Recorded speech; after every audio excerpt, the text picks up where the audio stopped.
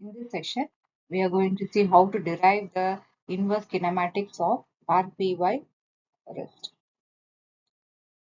So RPY wrist, so this is the known, so the inverse kinematic problem is that the position and orientation of the arm, it is known, right? So here this is a wrist, so that is why here all the positional components are zero here. So you have only the rotation information.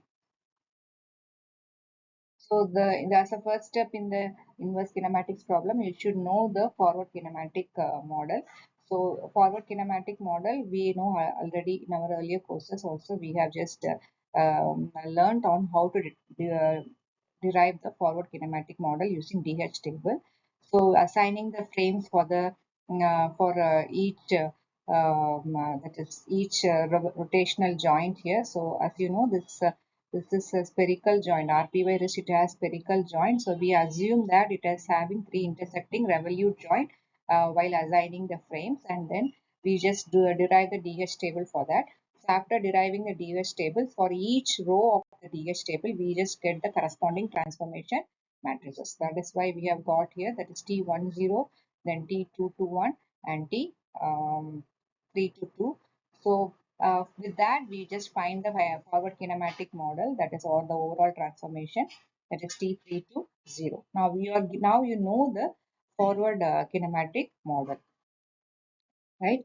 So you are given the end effector pose, or the end effector pose required position that is known to you.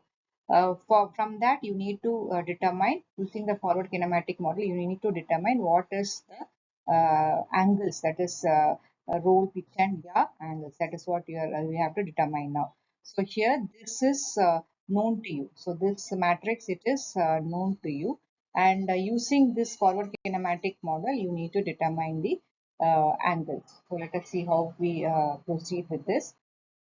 So now we are going to use the inverse transform approach. So to get the solution for theta 3, you need to post multiply the inverse of that particular transformation matrix to the known transformation matrix. So you will be getting if you just post multiply that in the left hand side, that T2 T3 to 2, when multiplied with that inverse, it will be getting cancelled.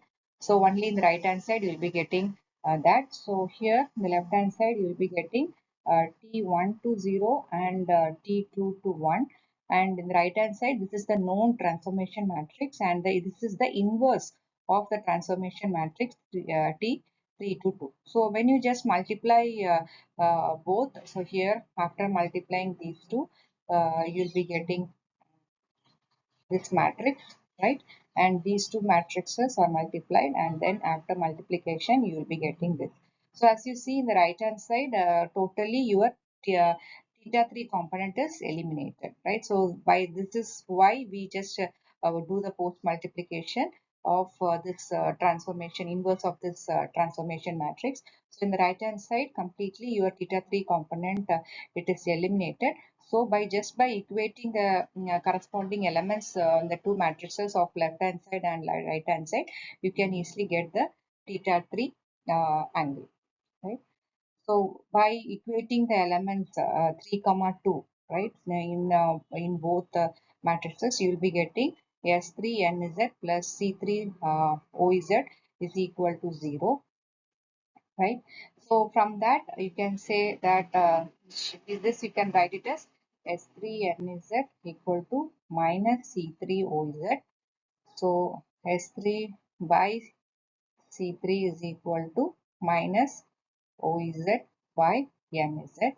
So with that you get this is tan theta 3. So tan theta 3 is equal to minus OZ by NZ. So theta 3 equal to tan inverse of minus OZ comma NZ, right?